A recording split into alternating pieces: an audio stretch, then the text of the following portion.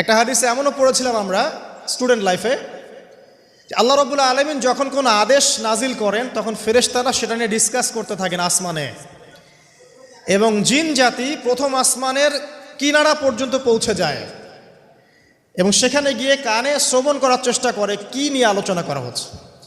যদি কোনো একটা সংবাদ তাদের কান পর্যন্ত চলে আসে, তাদেরকে বিতাড়িত করার জন্য আল্লাহ রাব্বুল আলামিন উল্কাপিণ্ড ছোড়েন। ওখানকার ফেরেশতারা আছেন, তারা অগ্নিশিখা নির্বাপন করেন। সূরা সফফাতের প্রথম দিকে পড়ে দেখবেন। এই জিন দুনিয়াতে যে কবিরাজ বা তান্ত্রিক বা জাদুকরের আন্ডারে আছে, সে এসে তাকে জানিয়ে দেয় এই হতে যাচ্ছে। তখন সেই তান্ত্রিক এই সত্যটার সাথে আরও 100টা মিথ্যা জড়িয়ে জনগণকে বিভ্রান্ত করে।